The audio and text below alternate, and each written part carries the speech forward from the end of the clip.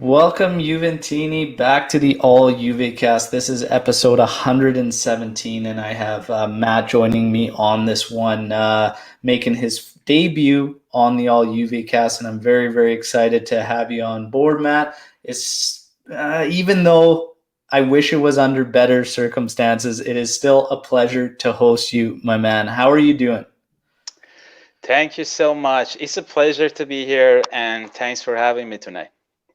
You betcha. We're gonna probably do a little bit of venting. We're gonna talk about some of our thoughts and see where this one takes us. Because there's Ah, definitely no shortage of discussion points around this one. So we had our first Champions League group stage match versus Barcelona in Turin, and obviously Barca coming out 2-0 victors in a match that left Juventini pulling their hair out. But before we get into that, there is a tradition here for first timers on the All Juve cast, and it's me just loving to hear stories of how it came to Juventus for you. So Matt, if you don't mind, the mic is yours. Go ahead, let us know how you a became a pleasure. Juventino. So I was born in 1985, so I'm among the older generation of Juventus fans. And I think I was 7 years old when I watched the first Juventus game, and I became a fan of this club. And the thing that grabbed my attention was, first of all, it was the color of the jersey. Like that black and white combination was so gorgeous to me. And like after like 28 years after that, it still hasn't lost its magic for me. But it wasn't only the color of the shirt. There were some great players at that time. So if you check the list of the players of the season 92, 93, you can see we had a triangle of Ravanelli, Vialli, and Roberto Baggio up front. And there were some great youngsters. Like we had Dino Baggio as well. Like we had two Baggios in the team. We had Andreas Muller. We had some other, even David Platt was there. So some of the people probably don't know that David Platt played for Juventus. For the people who don't know him, he is a legend of English football. And so, and I wasn't like I wasn't jumping on a bandwagon.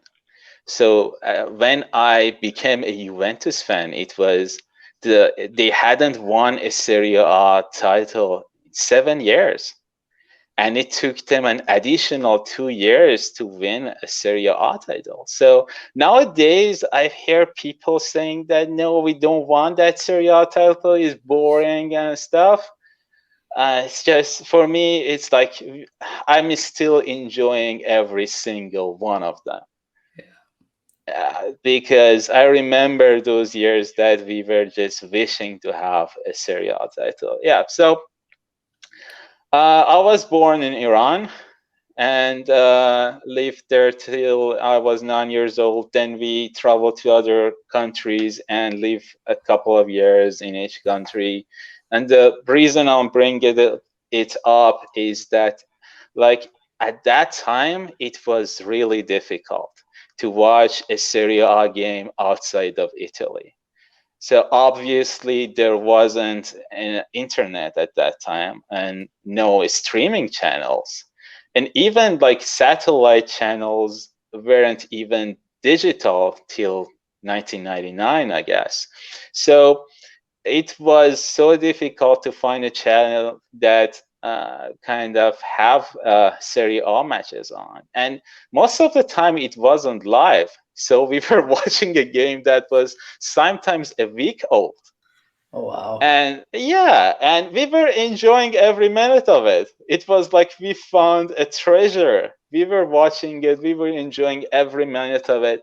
And even for the transfer market, like we in whatever country I was. Like, it is just normal for any country and any sport media to cover the local news of that country. So they usually have a really small section uh, that is dedicated to the news of other countries. So in the transfer market, I used to buy the newspaper like every day, hoping to find something related to Juventus. And you can imagine it wasn't always a great news. Sometimes you could hear a player, the player you like is leaving. And right now we have that experience, knowing that you cannot believe any news that you hear. But at Yeah. that time, like, imagine as 9 years old, 10 years old, with no source of news, reading that Del Piero is leaving. It was so devastating for someone like me. Yeah. But I was really enjoying those time, and as I mentioned, like, we won Serie A in 94, 95, with Del Piero being added to the team, and some of those youngsters that were signed at that time turned out to be great players for the club. Yeah. And yeah, that was, sorry if it was too long, but it was kind of my story. That's fine. No, there's no time limits here, brother. No time limits here. That's great, and thank you for sharing. All right. Without further ado, let's get to the mess that took place at Allianz Stadium today. So we get the starting lineups, and obviously there was a lot of question marks in this one. I covered it in my pregame video. Basically, Ronaldo did not get the clearance to play, so we knew he would not be in the lineup. De Ligt is still waiting for the doctor's okay to play, even though he's been training again. Chiellini is out. Alexandro is still close to a month away. The biggest one was, how would our lineup shape up with or without Leonardo Bonucci? Mhm. Because if Bonucci was not going to be risked, um, it would change the formation from the 3-4-1-2, which Pirlo has been going to a lot, into something that would be a four-back system. This was a tough one. I know that Bonucci is on a bit of a downward spiral defensively with his abilities back there, but at the same time, I just didn't want to risk tinkering again with a formation, trying something new in a match of this magnitude. I wanted us to at least have that familiarity and just play that way. But what we got for the lineup, it was Bonucci. It was Tech in goal, Danilo, Bonucci, and Demiral making your three backs, Cuadrado and Chiesa as wing backs, Bentancur and Rabiot as the two pivots, Kulusevski, Dybala, and Morata. And I was curious to see how this rotation would work. I thought that with possession, they could still possibly turn this into a 4-2-3-1 in attack at least, but they didn't. And actually detrimental how it played out. Pirlo also took away the player in the hole, and it almost shaped up to be a 3-4-2-1, which we've seen twice, and both times not impressive. One name that I said for me was a must start was Ramsey. I thought Ramsey would have to be in the hole behind two forwards. Pirlo spoke about getting Chiesa and Kulusevski both on the pitch. And for me, we missed Ramsey, and it was a tough one for me. I would have liked to see him. But ultimately, I saw this lineup. I was fine with it. I didn't think too much about it. I just hoped that our approach would be strong out of the gate. We'll get into the events. I predicted a 2-1 victory for Juventus. I want to know, Matt, how you felt about the lineup and what your expectations were going into the match, and if there was anything in the lineup you would have changed. Before, like, answering the question, let me just go back a little bit. Let's go back to the night before the game. So we were facing a couple of issues, and like, the biggest one for everyone was the absence of Cristiano Ronaldo. It is true, like, he is is a big asset for any club, and missing him is a big blow for anyone. But like I was seeing it from a different angle. So for me, it was like, do we really want to play Ronaldo? It's like he's been out for more than 2 weeks, and he's not gonna play versus Crotone or Verona. And this is gonna be a tough game. It was going to be more than that, more than anything between Juventus and Barcelona. It's going to be Ronaldo versus Messi, because it might be the last 2 games they could face. So it was, are we really want to play him? Because, when we play Ronaldo,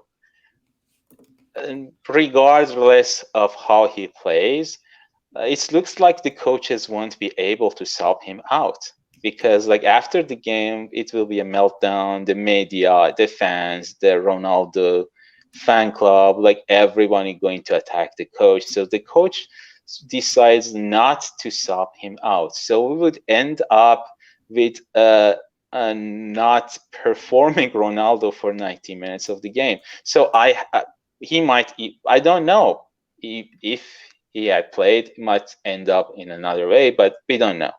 It was just a concern that I have. The other one, for me, the other issue was even bigger than Ronaldo playing.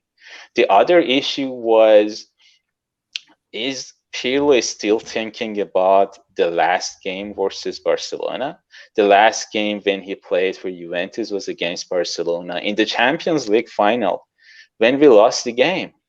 And I was kind of concerned, is he going to be concerned about losing again to Barcelona, or if he has totally forgot about it and he's brave enough to go and say, okay, we are playing in our own stadium. I don't care if we lose, it won't be a big deal, but I'm gonna send the team to the field that plays its best, and we're gonna play a beautiful game. And even if we lose, we still have we have left so many positive for the audience to enjoy. So these were like two of my biggest issues. The other one, as you mentioned, was Leonardo Bonucci. Are we going to put him in a lineup, and after 10 minutes he's going to go into odd and we're going to lose another sub? Because we have done it twice for Chiellini, and this is what happened. So these were kind of the issues that the night before the game that I had. But let's going back to the Pirlo issue. I think he was still concerned about the last time he lost to Barcelona, because one of the things I saw, like we saw in the starting lineup, Kulusevski on the left, Chiesa on the right, because Kulusevski had a really great game versus Verona, and he really performed well in that area. But at the last minute, when the game started, I saw Kulusevski on the right side of the field. And the only explanation for that would be like trying to have additionals, like taking Chiesa to the left side of the field would be an additional support for Danilo. And the reason that, because they had Dembele on the right side, good for us, like Coutinho was injured, so Coutinho wasn't on the left side. So the only possible threat could come from the right side of the Barcelona. So we had Danilo there. Probably Pirlo thought it's better to have Chiesa on that side, knowing that two players can defend well in that area. But in that way, we lost our element of attack. And that was the issue with like Pirlo for me. So lineup wise, that what ended up starting out, were there any changes you would have made strictly with the lineup? Would you have had Bonucci in the way Pirlo did? Are there any players you would change out of what we got? I would play Bonucci for sure, because we had no other option. But like You probably wouldn't the have gone doctors. with a formation change? And For me, the issue is not the formation. For me, the issue in this game was Pirlo played all their best players. He put all his best players in the starting lineup. So he had no plan B. yeah. So he had all the best players in when things went south. He had no other options. The bench was totally empty. Okay. All right. We're going to get to all that. I wanted to get your thoughts in lead up. And yeah, I said it on the preview. I thought, you know, as far as the final goes and Pirlo, I mean, I said this would be an opportunity for him to avenge that defeat. But do I think it held any bearing on how he approached this game? I don't really think so, being the fact that now he's a manager. It's more on these players, but you never really know. But I don't really think so. I was more concerned with your point on Ronaldo. I thought there was far too much attention, obviously because of the stature of the player, who he is. But I didn't want our players to feel demoralized from a negative COVID test. I was hoping, and I said it in my preview, I hope that Pirlo has them ready to go without him. Train the entire time and lead up.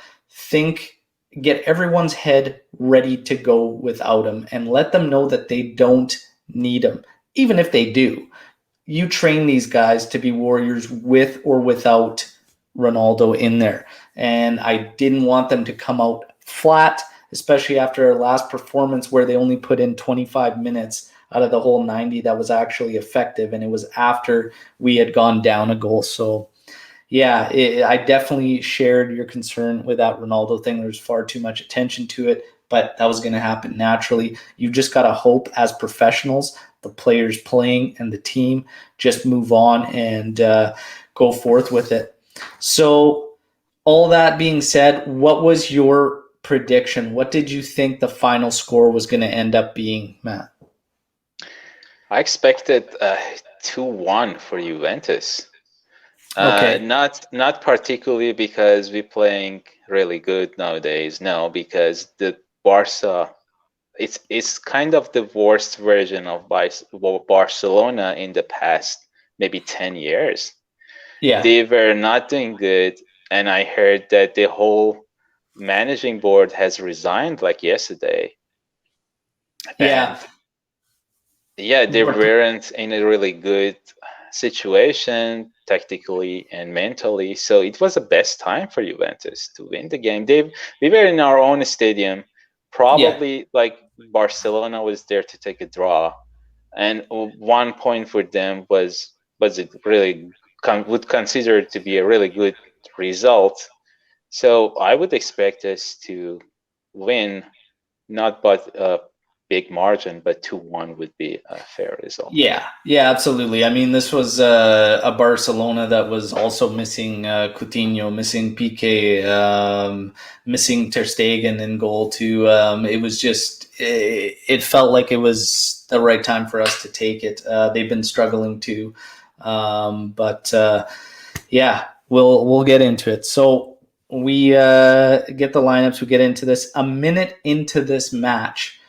And Mary Demiral, what the fuck? Like, he passes this thing right to Messi, and I'm just looking at this play like, what are you doing? What it's shocking, and it's a minute in. So luckily we were able to come out unscathed. But then 30 seconds later, Pjanic forces a save from Szczesny, and they're all over us. Starting from this point, a minute 47, so 17 seconds after Pjanic forces a save, Pjanic presses. He feeds the ball over to Griezmann, who blasts one off the post. This is all less than 2 minutes in, and we've already almost conceded, and we look in shambles at the back. 4 minutes into the match, and all of a sudden we're up in their end, and they cough one up to us. The only difference is Kulishevsky does not hit the thing first time. Maybe because it went to his right foot, but I don't care if it's your right foot or your left foot. You have to know you have to take that shot. May I add something before we get there? So there's something that I noticed that all of our opponents learned that if you want to stop Juventus from creating something, you need to have high presses. You need to press them from their own 18 yards.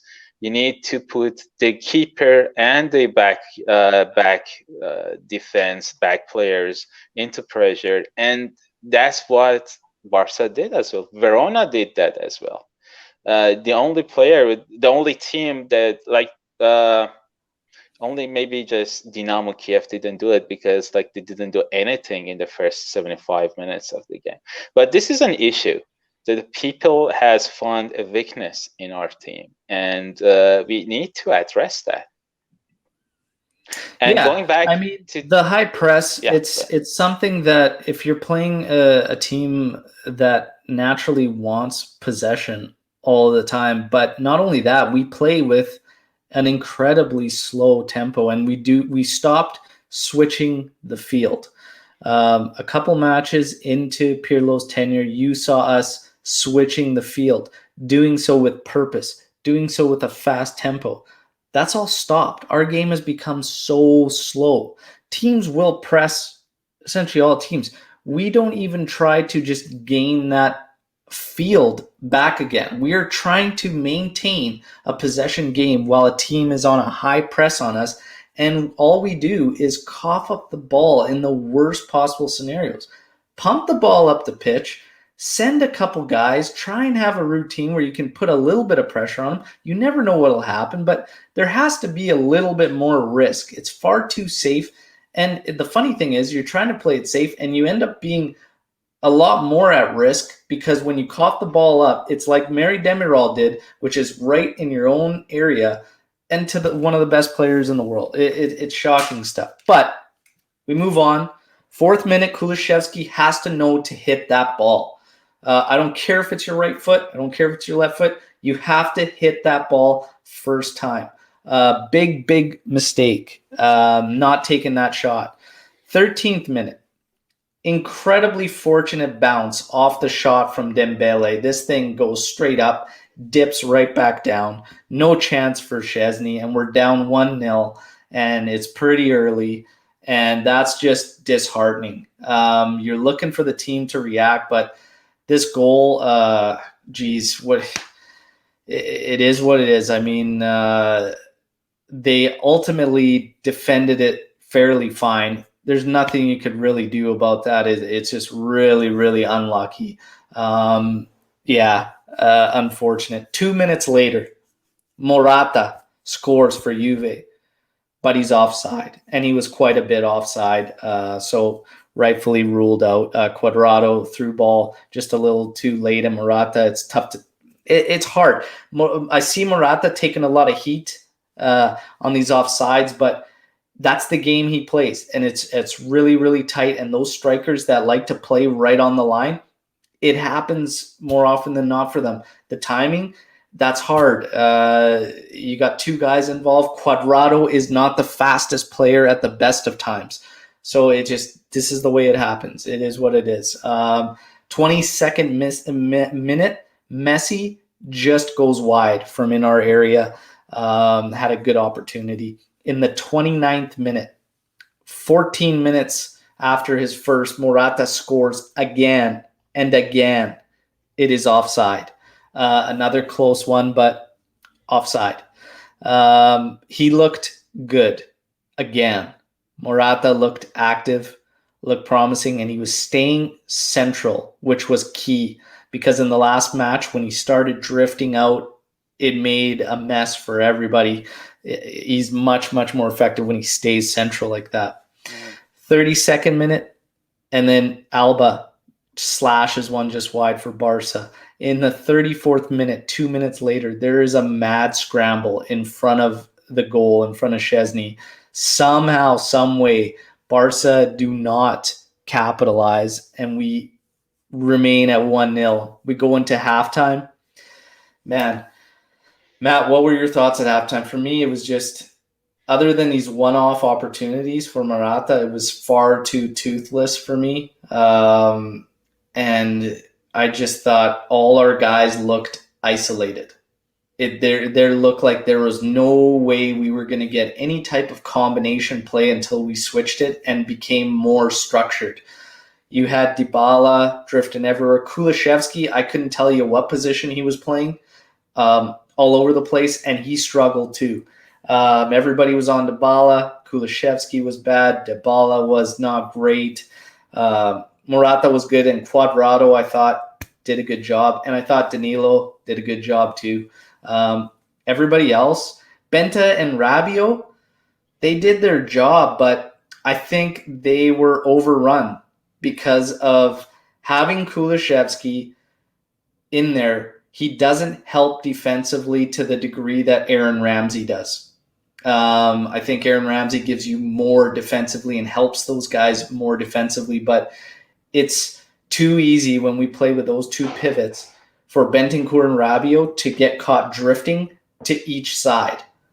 And then we leave a side completely open, despite the fact that this formation is supposed to move into a 4-4-2 defensive base.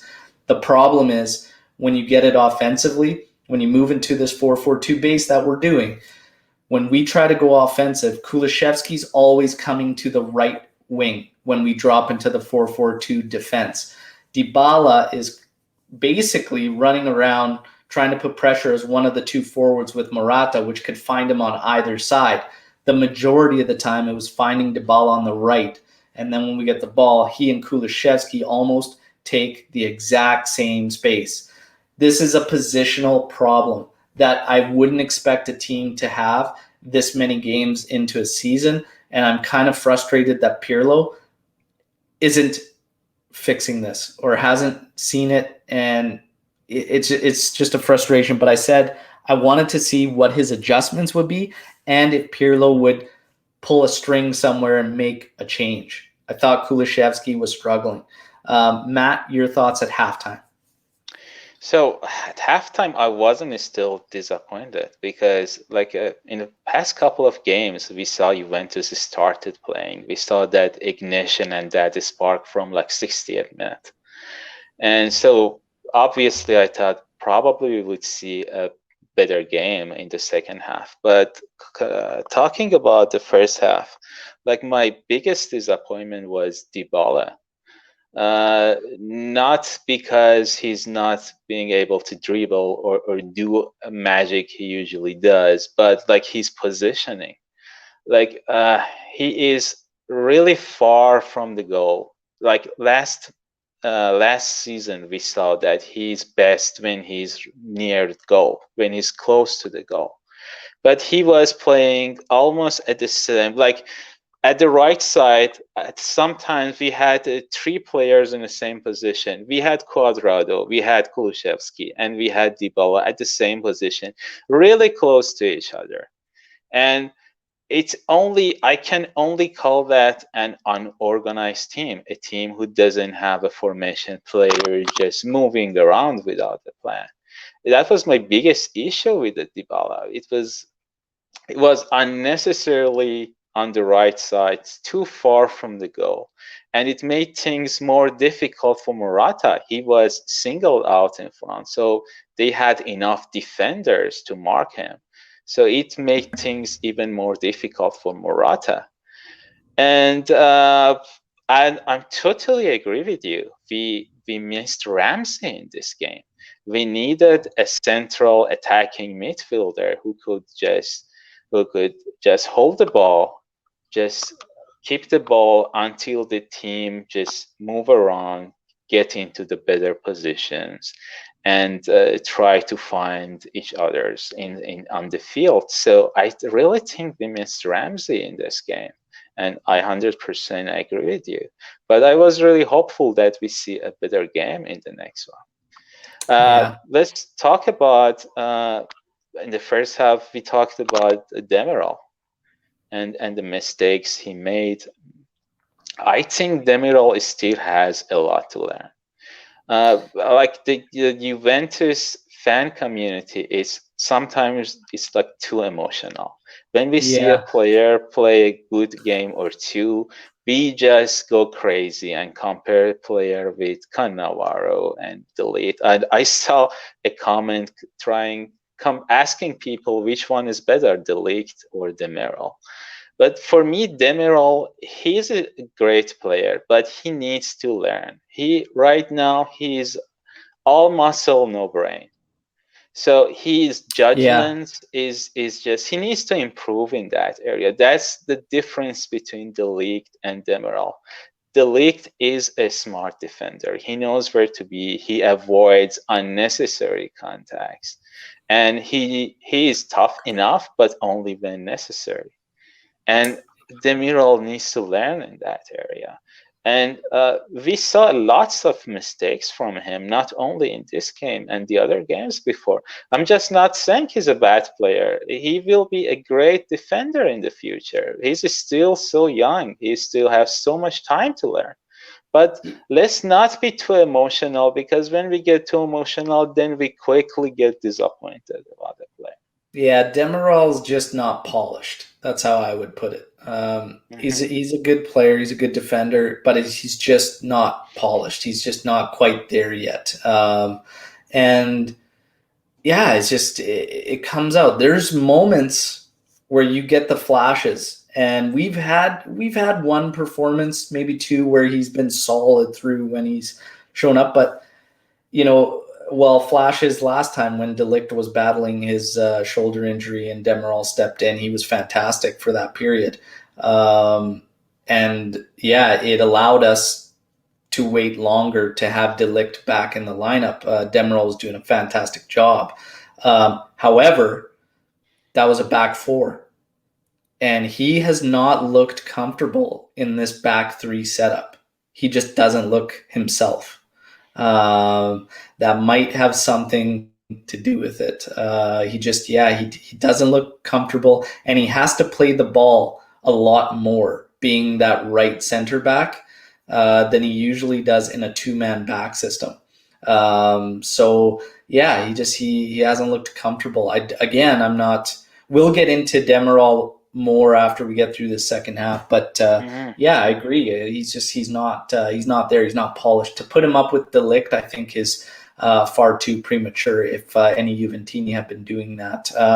And oddly enough, after this particular performance, I did see that there was a lot of Demiral fans who were shouting for him to be a starter and a mainstay, changing their tune and saying, "Oh, you know what? That was pretty bad." But it is what it is. We'll get into that more after. So we come back from halftime, 0 changes to the lineup, and I wait to see if there would be any adjustments that Pirlo would do, maybe with the personnel he already had on the pitch. We didn't see really anything as far as changes go positionally or what they were trying to do. But 48th minute, Bentancur takes an opportunity. It goes wide. 55th minute, Morata scores. This one, we're waiting a little bit longer, and it's offside yet again. This one, by rule, it's offside, but it is a very chintzy one. Very, very chintzy one. But the rules are the rules. It's very unfortunate. Again, it's just he plays that game, and it's inches. It's a matter of inches when you play that back line as tight as Morata does. Very, very unfortunate for us, but we don't get it. In the 61st and 64th minute, Barcelona trade good opportunities to score between Messi and then Pedri. I thought this Pedri kid was actually really, really solid for Barcelona. He had a really, really strong game. I believe he's 17 years old too. Really, really good player. 68th minute, Kulishevsky, his shot goes high after, I swear to God, this had to be the first time our players linked up, our attacking players. He had a little give and go with Morata there, but he just couldn't get that shot on target. 69th minute, Rabiot. We talked a lot so far already in this podcast, Matt, about risk for reward, and Rabiot takes a hell of a run breaking into space, gave Morata the option, and Morata slotted it through. Rabiot just went for all-out power, and he missed target there, but That's the kind of promising stuff. That's the kind of stuff I was looking for that we were getting at the start of the season in the first couple matches that we got excited about Pirlo. Our midfielders were getting involved. They were attacking. We were looking for the spaces. We were trying to make these through balls. It's just way too few and far between now, unfortunately. 73rd minute, Cuadrado gets called for simulation, looking for a call, and I was frustrated because he actually did have a couple options that he could have slid the ball over to. If he would have got the call, though, we would have all been praising him. Overall, Cuadrado actually worked his ass off in this one. I wasn't terribly frustrated with him whatsoever. 74th minute. 74th minute for us to make the first substitution, Matt. That frustrated me in this one and how we were playing. Were you frustrated as well that the first change came in the 74th minute and it was McKennie for Kulusevski? So, yeah, it was really frustrating to see the substitution at that time, and even more frustrating was the substitution itself. Like having McKennie for Kulusevski, what's the message it just gives to the fan? It just but let's say something about Kulusevski. I think everyone loves that kid. He's just awesome. I want to get into Kulusevski after we wrap up the minutes. Okay, we will definitely talk about Kulusevski. I want to talk about this kid. But I was so frustrated with this sub, Matt. Like, you're absolutely right. Why? Like, I still don't understand why Ramsey didn't find his way into this match. Chasing a goal. I was thinking maybe he was injured at the last minute or something, but I couldn't find anything on Twitter or something. I didn't see anything, and I thought he was fully available, and I just found it very, very strange that you would make a change when you're 1-0 down to Barca, and you would go with McKennie for Kulusevski. I thought it was just strange. To me, this match at halftime screamed for Juventus to get Rabiot on the pitch. You had to find a way, in my opinion, to get Rabiot on the pitch. I would have possibly sacrificed Chiesa and moved Kulusevski to the left as a left wing back just to get Ramsey on that pitch, and maybe leave Kulusevski in there. Chiesa, I thought, not really through a fault of his own, because we couldn't get him in his strong areas, which are final third, running at defenders 1v1. He was rendered useless because we couldn't generate that opportunity through the way we were playing. We couldn't get him in those scenarios. So Barcelona essentially took that right out of our wheelhouse. And unfortunately, we didn't have an answer for that. So I would have looked to get Ramsey in there if it was me.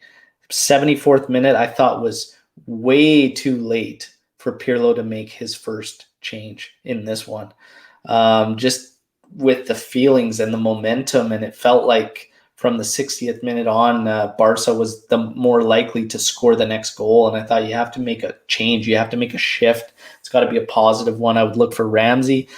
We get the 74th minute. McKennie, no disrespect to him, for Kulusevski. 75th minute, literally like a minute later, Griezmann just barely misses goal to make it 2-0. In the 82nd minute, we get our next two substitutions, and it's Arthur and Bernardeschi for Rabiot and Bentancur.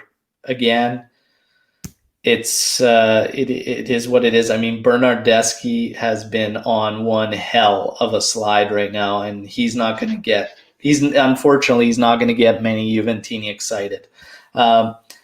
Arthur, a lot of Juventini were calling for the start for him.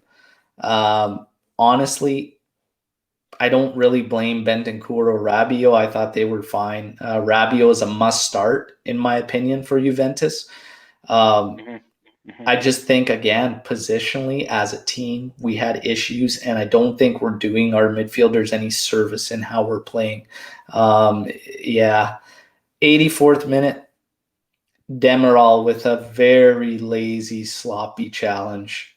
And we talked about it, him being ready.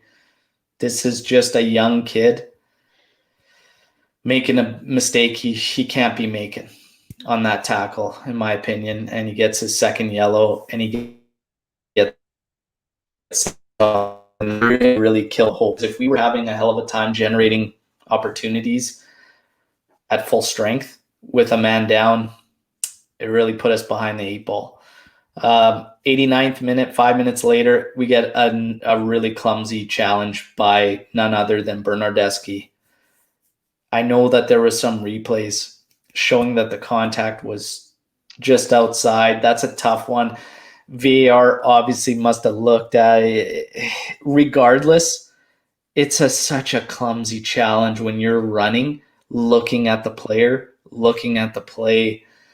It's tough. Anyways, we surrender the penalty kick. Messi steps up. He scores it. It's 2-0. Put us out of our misery. End this game. Let's forget about it. Let's have a beer. Dreadful, dreadful performance, in my opinion. It needs to be much, much better. I don't hold so much to the players as I do to Pirlo for this particular one, because now this is 3 times now, not in a row. We had one performance in between of like pretty poor performances, but the Dinamo one, here's the thing with the Dinamo Kiev one, we were in control of whatnot, but we still never really took it to them for more than 10-15 minutes out of that whole match. That game was a bit of a cruise control match. So I'm still yet, other than the first match,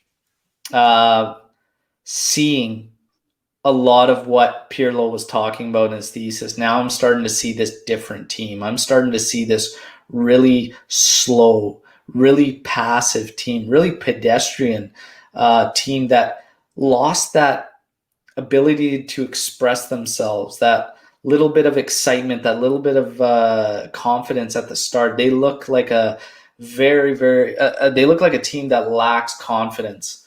They look like a team that isn't so sure that they'll break through and score goals. Cristiano Ronaldo or not,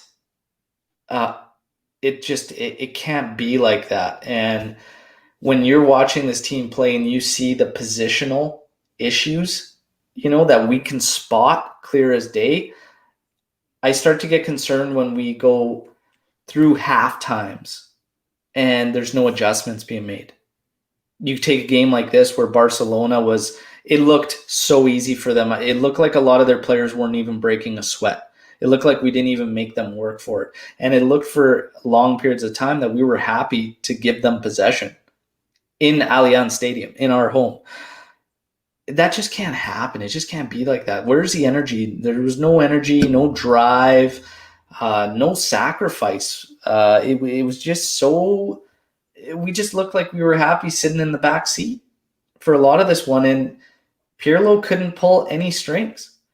You spoke to it earlier, and you think he went out guns blazing and he had no options. I think he had a couple options, but the option, what he chose to do, was definitely not it. At the 74th minute, I can't wrap my head around that particular change of what kind of message you're trying to send. It's really strange. But your thoughts after the game was over and what was going through your mind, Matt, before we get to our topics here? Yeah. Let's just go back quickly to that substitution.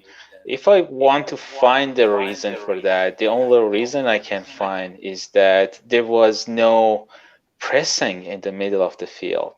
There was no urgency and no pressing. So probably he thought bringing in McKennie would just help us with more ball possession, help us with more pressing the Barcelona, because at that time we were just like visitors on the field.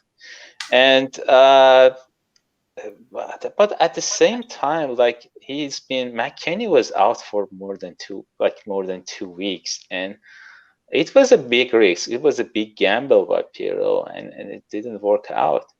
And that 82nd minute substitution it also doesn't make sense. Like you have Arthur, who is like who wants to prove himself. He wants to prove to Barcelona that get him because Barcelona kind of got rid of him.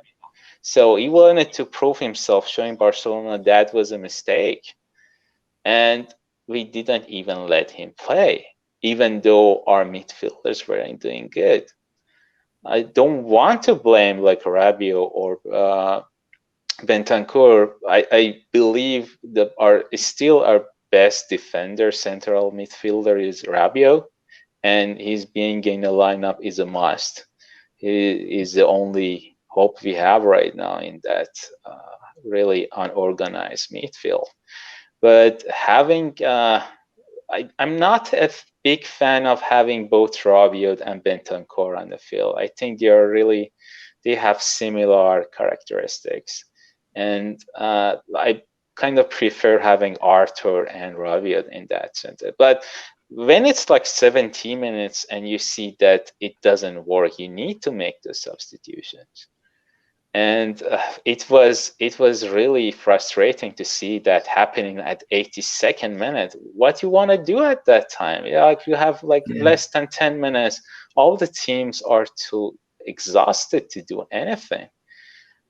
And yeah, it was like so strange. It just felt like Pirlo has lost the time. It just Yeah, I want to go back to this McKennie sub as well, because you were saying, the only thing you could think of was the pressing in the middle. Now, again, I think that I said it earlier, I just don't think we did Rabiot and Bentancur any service. I don't think we do any of our midfielders any service when it's just the two of them. Kulusevski was far too free. I had no idea where the hell he was playing. At least when Ramsey's in there, it's a little more rigid and he offers them support. We need to have a minimum 3 in there centrally. And the problem with this right now is it's shifting to a 4-4-2 base, and they're taking Kulusevski and putting him out on the right wing. Ramsey, when he plays with us, he sometimes drops down centrally defensive, and it'll just spread out either Arthur or Rabiot or whatnot to make it work. It still spreads out as a 4-4-2 defensively, but he's not always just going to the right, which is what Kulusevski's doing. Pirlo, for me, has got to pull the strings a little bit better. It's strange. At the start of the season, again, we talked about it, at least we were pressing all over the pitch. We were trying to get the ball back immediately. We were hungry. We were going at it, and we were trying to put off teams under. I was happy with that. It was fine. And yeah, you're going to give up some counterattacks here and there. That's just the way it is. But you have to take those risks, right? Now it's a complete opposite, and we're still giving up a lot of opportunities. So now all of a sudden, we're not even taking those opportunities to really clamp down on a press, staying high, allowing teams to turn. Like we're making it easy for them, and we're still giving up a lot of quality chances.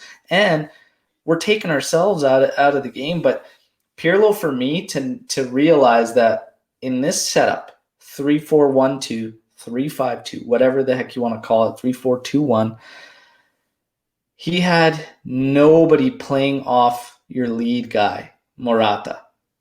Okay, he had nobody playing off of that. We went through an entire first half of us not using our main man in hold-up play, in anything. There was only, when you can count instances in 90 minutes where that happens and you play this system, and you can count it on one hand, and I actually counted it 3 times.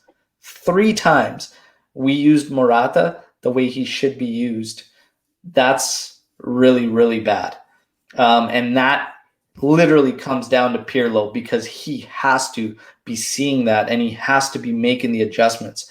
You need to take Pirlo or Dybala, and you need to push him up. He needs to be circling around Morata to look for these little flick-ons, look for these little through balls, look for these little give and goes with him.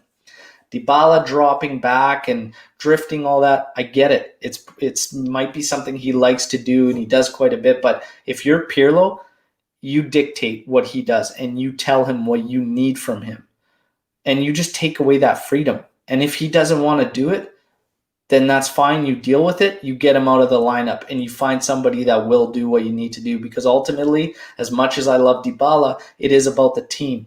But Pirlo, for me, scores very, very poorly in this match as far as a rating goes. It's got to be like a 4, if that. Very, very poor from Pirlo in this one for me. I want to get to the good and bad. I want to know, let's try and take a positive if there is one. Did you have anything that you did like out of this match, Matt?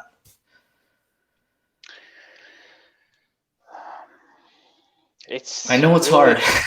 It's really difficult right now, but it doesn't mean I'm disappointed in this team, not at all. The good thing about it is still, I think, we saw that Morata can score goals. We saw that he can create a space. We didn't do the wrong decision by having Morata instead of players like Dzeko or Suarez.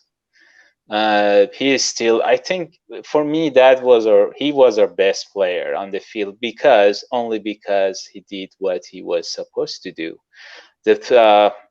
What I saw and what I was expecting from Juventus today is to having through balls from the spaces between the Barca's defense. So they showed against Real Madrid and other teams that there are spaces between their central defenders.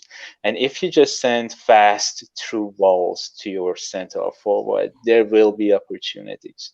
And Morata was doing the right thing, probably the thing Pirlo asked him to do. That's why I don't understand what was Dybala doing there. This was like Cuadrado and other players were trying to send those through balls, but I don't understand why Dybala was so far away from the goal, and what was the point of him playing just beside Kulusevski or sometimes beside Cuadrado. And I don't know if it was like Dybala's decision to just moving around the field, or if it was something being decided by Pirlo. I don't know. But good thing for me, Morata. I think once Ronaldo gets back, once Ronaldo being added to the team, he can create a lots of space for Ronaldo. And I think this is what we had in mind when we signed Morata. He's that type of player who can link up with other strikers. He can create a space for other players, the space that Dybala didn't use today, but I'm sure Ronaldo will.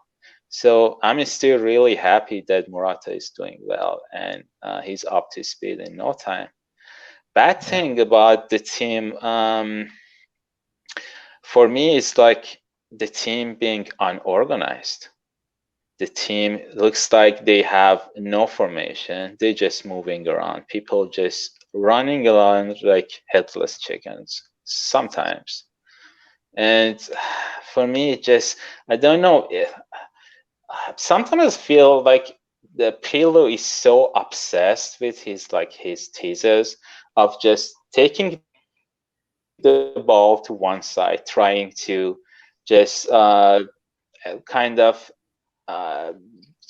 collect some of the opposition defense around the ball and creating a space on the other side of the field. Sometimes I just feel that Pirlo is just too obsessed with that idea. Things that didn't happen today because when you're facing against like teams like Barcelona with that caliber, with those professional players, they know that they need to just hold position where they need to. Bad thing, yeah, bad person for me was Pirlo today. Even though I'm not disappointed in him, it just made me a little bit concerned. Yeah, I think I actually have to agree. The good I took out of it was Morata. I'm more and more happy that we brought him back. Each of his performances, he was poor in one outing so far, but he's been good every other one and doing a good job. Yeah, the offsides. I saw some Juventini getting on him today, saying he's just got to be better at the timing. It comes part and parcel with the way he plays. Those strikers that do that, I mean, shit. How many times Inzaghi lived offside and he played the same way? It's you take the good with the bad on a guy that plays like that. When he's banging them in and he's money on the spot like he was against Dynamo Kiev, he was playing the same way. That's his game. This is just part of the lumps you take sometimes.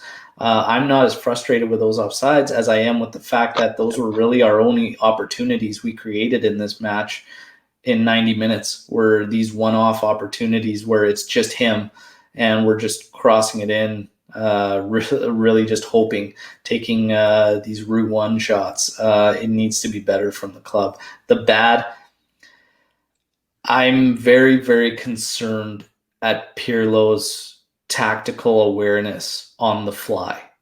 Not only on the fly, but in preparation. I'm concerned. I don't know what would have changed. I'm not sure what would have changed that now we are backing off these main beliefs in his thesis about pressure and the way he wanted to attack and the way he wanted to play. I see too much tinkering. But the alarming thing is that we've seen this 3-4-2-1 shape fail 3 times now, fail drastically, and he has still gone to it. That's what's alarming. It's also alarming that he spoke about we don't need a wake-up call, and we need to go out there with the right approach and whatnot. But then you have a match where you've literally done the exact same thing and you don't make a change, set the tone, or try to turn it around, and then your first change is at 74th minute. So you're not backing up what you're saying. That part really, really frustrates me. The other thing is Pirlo's words after the fact of the match. He spoke on it and said our positioning was extremely poor. It was extremely poor. It has been extremely poor for quite a few matches consecutively now. Why have you not fixed it? I don't want to hear you talking about it and telling me something that I've seen for 4 matches now. I want to know how you're going to correct it. I want to know what you're doing to correct it. I don't need you to tell me after 4 matches of seeing it that we're bad positionally. I expect you to change it. He hopes to recover other players because at the moment, there are no other solutions. I was really bothered by this statement, Matt, when I heard this about his press conference. I know that a lot of Juventini don't care about what's said in these press conferences and all this, but I'm sorry. For me, you have to be consistent in the messages you send, what you're saying. We spoke about it earlier. Too much being brought around Ronaldo and that test result. Was he going to play? Was he not going to play? What does that do to the frame of mind of these players? You have a younger squad now. You have Chiesa playing, Demiral playing, Kulusevski playing, Bentancur in there. You got young guys in this lineup, and all this huffing and puffing about Ronaldo. Make sure these guys are ready. But then when you make a statement saying you're hoping to recover other players because there are no other solutions at the moment, that to me, there are other solutions. Before you make this statement, you just spoke to how poor the positioning is. As a manager, I expect you to resolve that with your players, not your players. Poor positioning to me is on the coach and the layout and him directing what he wants done, where he wants them to go.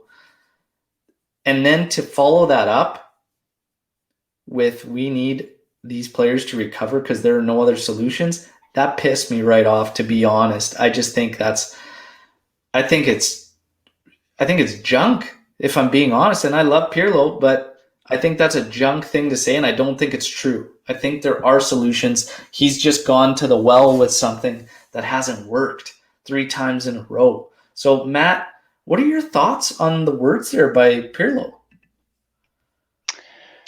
Totally agree with you. It's not like, let's compare this team with the last years. We have so many new options for the coach that Sarri didn't have. It's just a team that, in my opinion, has everything to play like 2-3 formations, 2-3 different formations, facing different challenges. And the other thing that bothered me today was he was so confident before, and today he said that this team this year is the year of construction for our team. But I still want to get results with the team. Like before, he was like so confident that we will get a result despite the setbacks. But I totally agree with you. It's just, yes, he has some legit excuses. Ronaldo wasn't there, De Ligt wasn't there. Some of the players were coming back from viruses and injuries and all this. These are legit excuses, and that only will make us give him more time. But I totally agree with you. It just, he is like, despite all those, he had all the tools to have a good display, to have at least positive things for us to have from this game. Like last game, we didn't play that well until the 17 minutes. But like in the last 13 minutes of the game, or last 20 minutes of the game, we had so many positives. We have so many positives, and we thought, okay, we can build on all those positives. But this game was like, it was not comparable to what we see. I totally agree with you. It's just, it's not acceptable. Yeah. Now, here's one. Is Pirlo a scapegoat for Agnelli? Has he been brought in to relieve the pressure of everybody closing the gap on Juventus? This thought that Agnelli could protect the bad business the club has made in certain moves and maybe back off these Champions League hopes. I find it funny how we signed Ronaldo, 2 seasons ago, and the Champions League was no longer a dream. It was an objective. And now all of a sudden, we bring Pirlo along and they talk about Scudetto's number 1. We will just try to win Champions League. It is hard to win. And like the tune changed so drastically. So drastically did it change. And I just can't help but feel like, I don't know, was it like you're putting Pirlo in this situation? He either aced the interview with Agnelli, or I don't know. What were your thoughts when Pirlo first was assigned? It seemed like out of nowhere. He was given the U23 job, and in less than a week, Sarri was gone and Pirlo was in. Let's go back to that time, because I was instantly thinking, this is a way where they relieve the tension from the fans and all these expectations that they put on the club, and it's just like, okay, well, we have a first-time coach. We are rebuilding. It was felt like a way for them to build them, to give themselves time to right wrongs. I don't know. Like when we signed Ronaldo, business-wise, it was a great decision. But sport-wise, on technical side of the view, it just stopped us from buying the right players for the team. And I think it all goes to those 2 finals. So we reached the Champions League finals twice, even though we were underdogs in both of those games. And that make us thought that, okay, we're reaching the final, we're just missing something. We're missing that last ingredient. So they thought, okay, if we bring in Ronaldo, he will be that last ingredient. But at the same time, we lost so many of our great players. We lost Pirlo, we lost Pogba, and we never replaced them because we couldn't.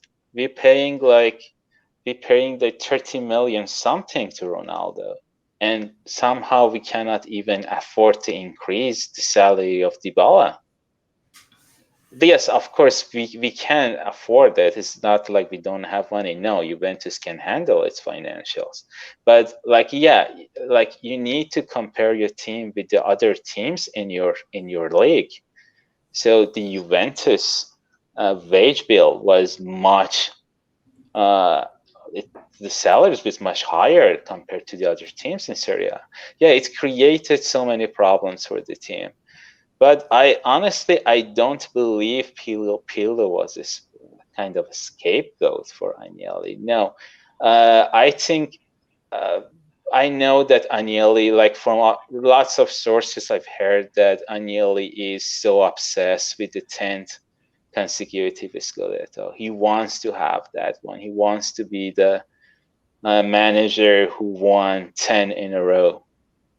So it's just normal for him to say, okay, let's just not be so obsessed with Champions League this year because we have another mission.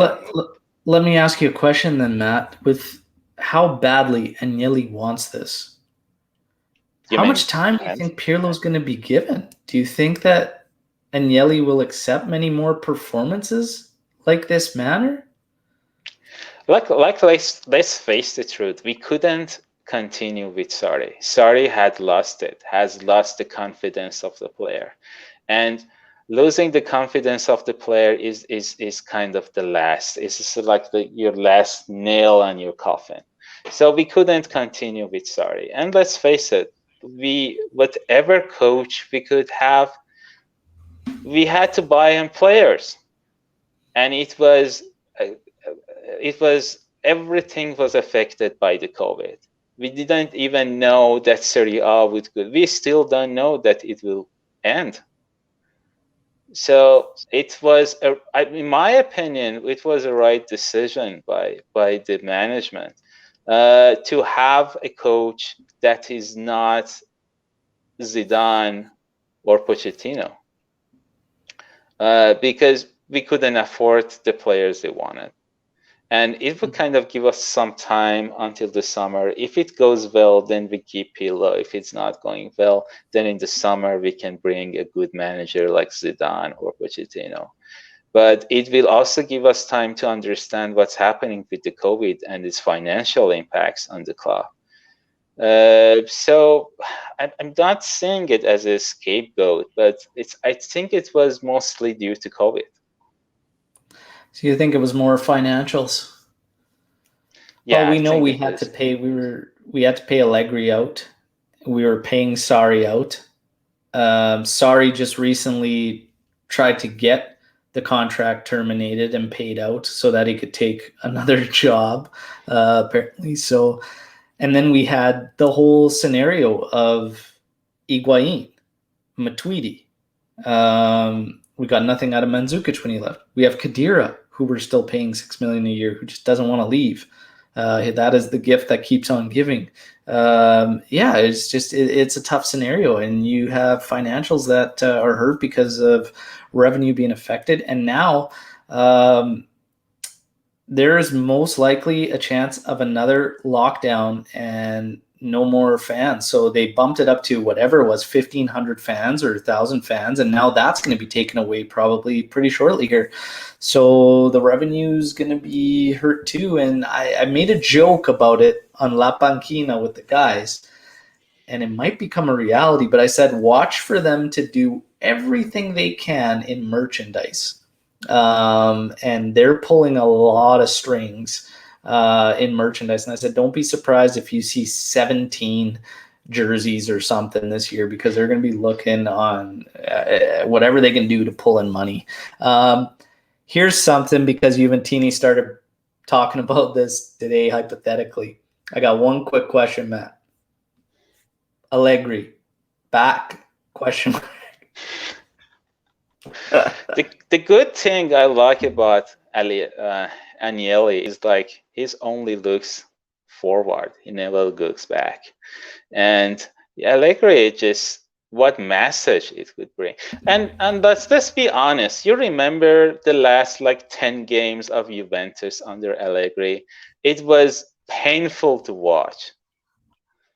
And I remember I lost my passion for Juventus games. He might be too proud, Matt. He might be too proud, because it would be almost like admitting they were wrong, but I don't think they were wrong to do what they did. I think it was time for Allegri as well as Juventus. And no, I'm not looking for them to bring them back. I think we keep going. You've committed to something, and let's go and see where it takes us. It may not be Pirlo, but then it's on to the next one. I don't think going back would do anything. And you're absolutely right about the message. What kind of message would this send? Let's not pull the plug on Pirlo yet. Yes.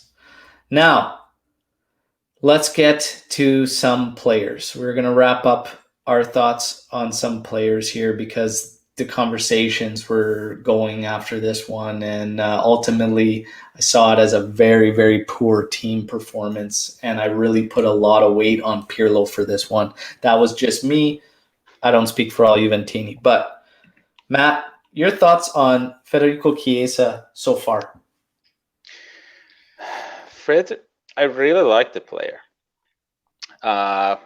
because I also like, I agree with many people who thought like he was overpriced. Yes. But since when we got so much engaged in the club financials? There was a days we were just enjoy playing.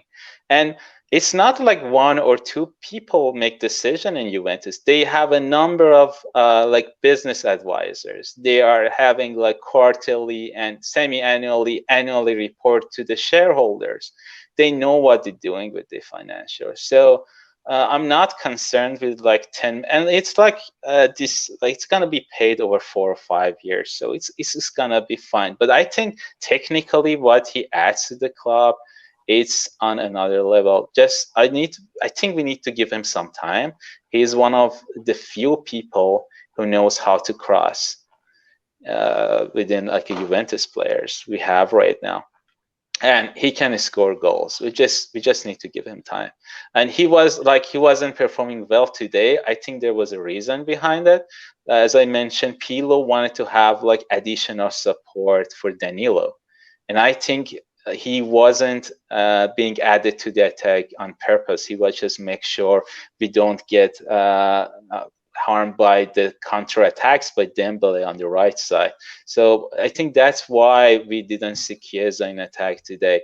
I still think he played okay. I think honestly, I'm getting to the point where I feel we need to just get players, and we need to just play to their strengths rather than fit them in where they go. Even Pirlo spoke to it. He goes, formations in this, you look at the players you have. Federico Chiesa to me screams classic winger, right or left.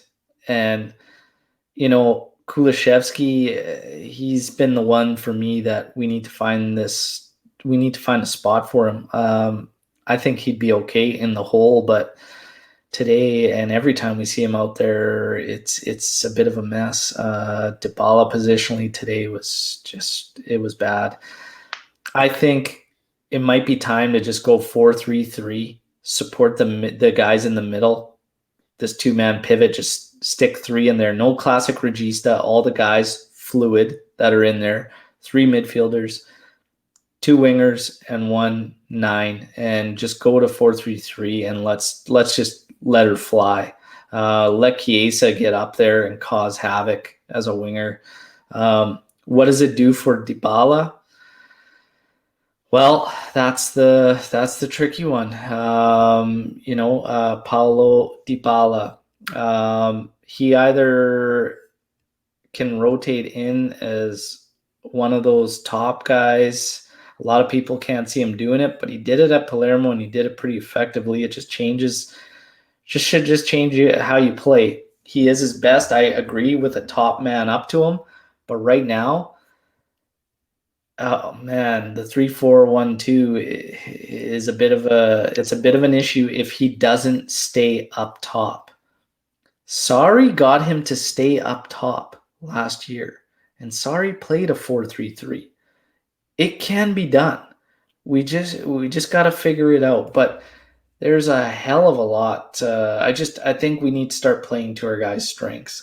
Kulishevsky, I talked about him, and just having a tough time finding a spot for him. A lot of Juventini praising this kid. I agree. I think he's got huge potential. Again, I start thinking, I look at him though, and he's not quite polished for me when we talk about him and Demirol as well. And Kulishevsky, a lot of fans making the call for him to start this match. I said, you could argue that he could get in there. I could see it. But for me, Ramsey couldn't be denied in this particular match, and he was. Kulishevsky, is he a starter, Matt? Not for me. Not because he's not good enough, because he can be a great addition to the team in the second half, the 55 minutes, 50 or 60th minute. But the only issue I have with Kulishevsky is, for some reason, I might be mistaken, but like he's like dead tired at 70 minutes for some reason. I don't know why. He's so young. I just don't understand why. And it's not just one time, like in all the games, he's like dead tired at 70 minutes. So if we start him, then, and if we don't have a substitution, like if we start Chiesa, if we start Dybala and Kulusevski at the same time, then probably we had to change them, bringing in McKennie, which doesn't make sense. So he's not a starter for me. Yeah, I agree. I don't see him being a must start right now. I'm still struggling, if Pirlo's going to continue with this, where exactly he plays. I think it's got to be in the hole, but I think, again, it's going to depend on the rigidity and structure. It's got to be more structured, less freedom for these guys, just so that there needs to be focal points. And that's the thing with our play. There is no focal points. I talked about earlier with the 9 having to work off your number 9 and whatnot, but right now there is no focal points and everybody's kind of all over the map, and it just looks like a whole lot of confusion. It shouldn't be that difficult, in my personal opinion. Mary Demiral, when everybody is healthy, a lot of Juventini, and again, we talked about this, they've changed their tune after this particular match, but they were calling shouts that they want to see Demiral in the top 3 CBs when everyone's healthy. I'm not so sure, and I love Mary Demiral. I think he's a great addition to this club. I think he's a solid defender. I think he's gonna grow. He's just not quite there yet. If everybody's healthy, honestly, this year, for me, Danilo's been outstanding as one of the center backs. It's crazy. The guy's night and day. Even last season when he was getting a lot of flack for his play as a fullback, I always said the thing with Danilo is you can tell the brains are there. As far as the game's concerned, he knows what to do, where to go, when to step, what not. The execution always suffered, but man, and still at times the execution suffers, but he has been solid since moving to this back 3 as a center back. I think he's a lock, to be honest. And when De Ligt's healthy, he's in there 100%. So you've got 2 spots right there. And then Bonucci, for me, where I struggle is, and I know I called him to be in this matchup, but it was more because I thought the familiarity in the formation and the system shouldn't be tinkered with. Was I wrong? Yeah, it proved to be wrong. But the ball playing ability defense for Bonucci is starting to fade because it's barely there. It's barely existent. And that can't be the only reason he gets a lock in there. Chiellini, the guy cannot stay healthy, but if he's fit, he's in there for me. I'm sorry. Like, I think honestly, if everybody were healthy, I'd probably go with De Ligt, Chiellini, and Danilo, to be honest. And that would probably be my healthy top three. Matt, is Demiral in your top three if everybody's healthy? What is your top three, everybody fit? As we talked before, he's not polished enough. Not yet. It just doesn't mean he's not a good player. He will be a starter in the future. He just needs time. He needs that transition from being a substitute player to being a starter on a big team like Juventus. And the good thing about Demiral and Kulusevski is that if you bench them, they're not gonna bring havoc to the team. They're not gonna make a drama. They're not gonna go to press and like the thing Dybala does usually when he doesn't play. So it's really good. It's just give us opportunity to put some of those players on the bench. And for me, Demiral, he still needs to learn, and he has great players around him. He has Chiellini, even Bonucci. Bonucci is not at his best, but he's not a bad player. He must not be the best because he always had Chiellini around him. So he might be a leader in the defense, but he is still a great defender. So he can still learn from those. And if everyone's healthy, Chiellini is a must. Chiellini, if he's healthy, is a must. Delete, and it depends. If we want to go back to playing with 4 defenders, I'm gonna use Danilo at the right back, because even in a Brazil national team, he showed that he can do great things in that position. But if he's still playing with 3 players, for me it would be Chiellini, De Ligt, and Danilo. Yeah, same as mine. I agree with that right now based on what we've seen. This is the last one to end the show, Matt. And this is really picking up steam.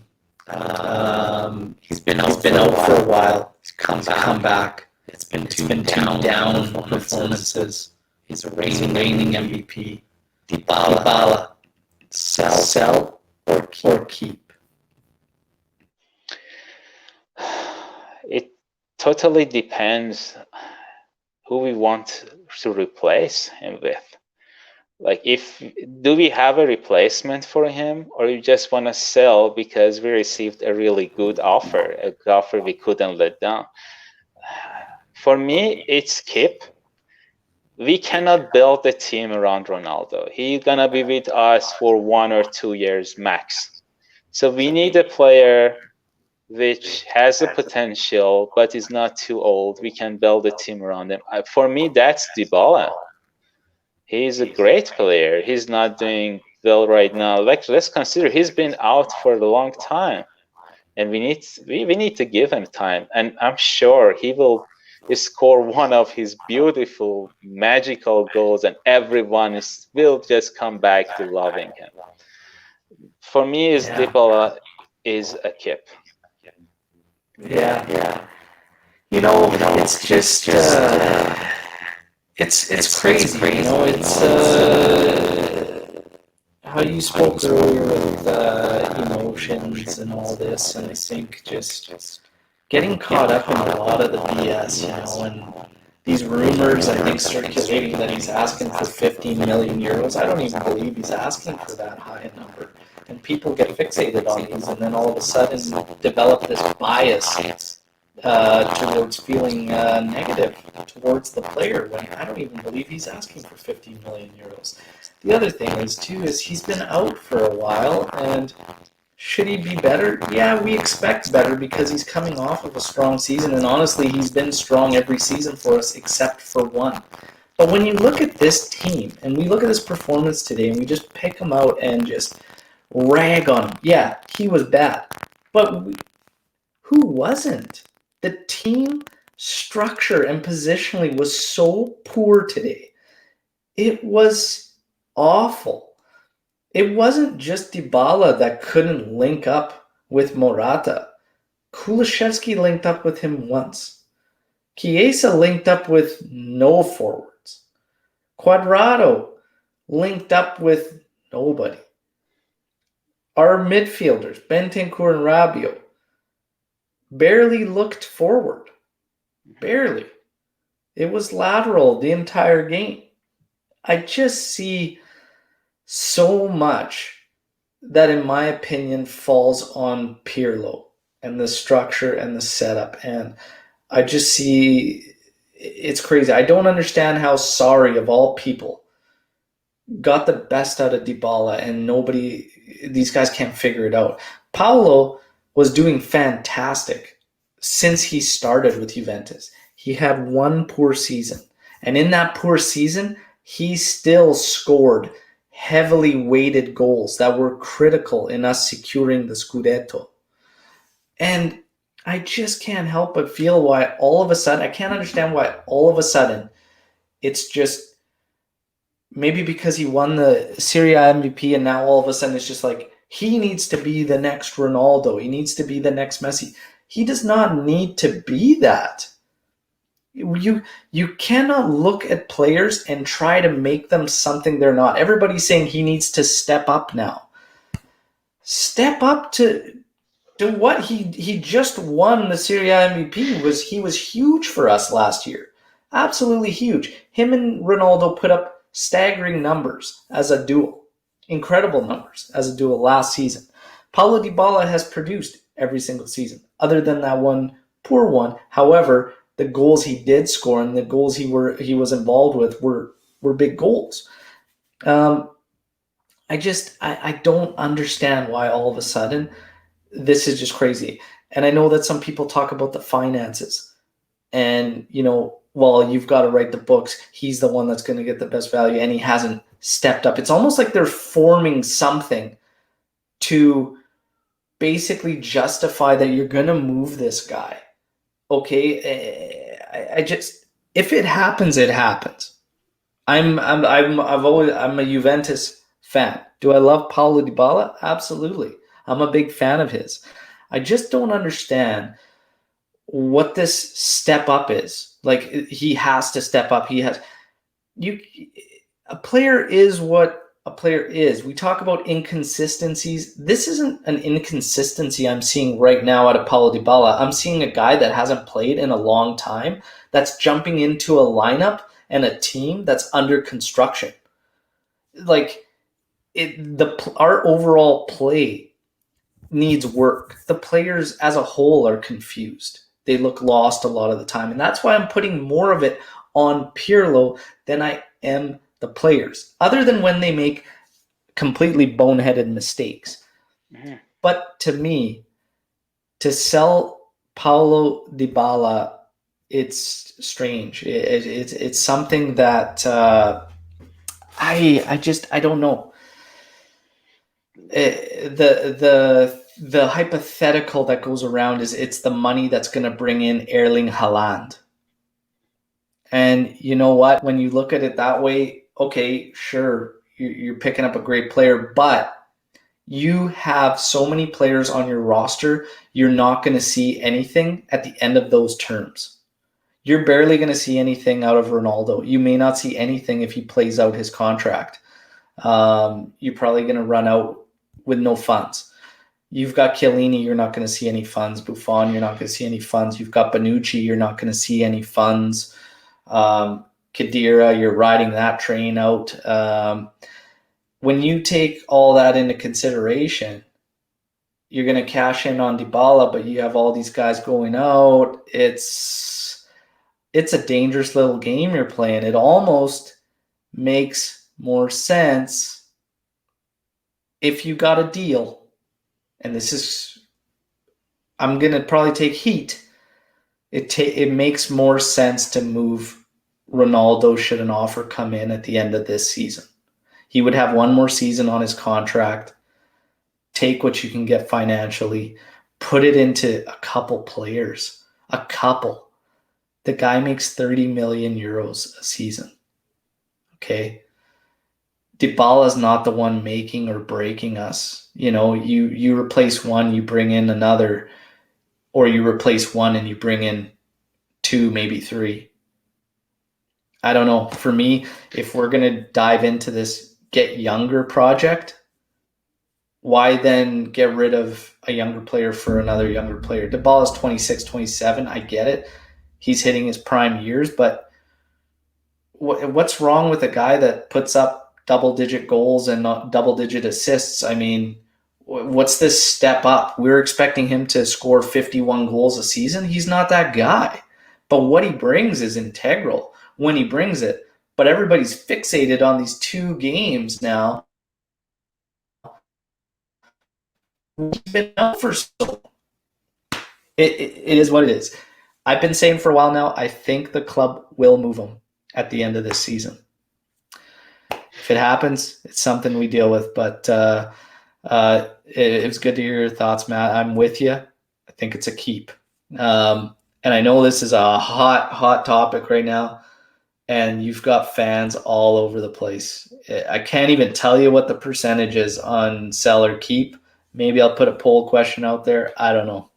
But despite the circumstances, Matt, it's been awesome covering the match with you. I had a lot of fun hearing your thoughts on all these players and all the topics we discussed. I'm glad we were able to get you on the podcast, and I thank you for taking the invitation on such short notice. It's been an absolute pleasure. Matt, you are in Victoria, BC, which is not very far from myself in Kamloops. One day when we get back to some form of normalcy, we will get together and hopefully take a match in together and have a beverage, my friend. Thank you again. Been an absolute pleasure. It was an absolute pleasure. And for the people who don't know, BC has one of the best beers in the world, being said by one of my heroes and favorite artists, Ricky Gervais.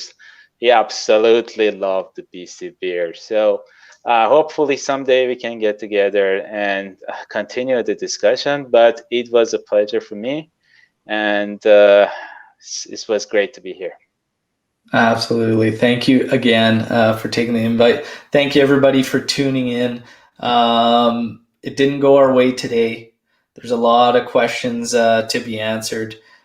We just have to have faith in the guys, see what we can do. And hopefully Pirlo starts to pull some strings and we can get things going the right way. I know we'll have key players coming back, but it's scary thinking that we have to rely on that.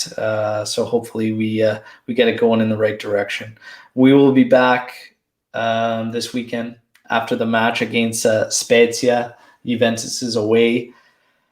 I sure as hell hope we can pull off a victory there. But I will be back with the podcast and another first-time guest joining me. Thank you again, everybody, for all the support. It's tremendous. And thank you, everybody who's been reaching out. Absolutely love having guests on for the first time. As always, no matter what, no matter how pissed off we get, no matter how upset, frustrated, Forza Juve, fino alla fine. Ciao. Goodbye.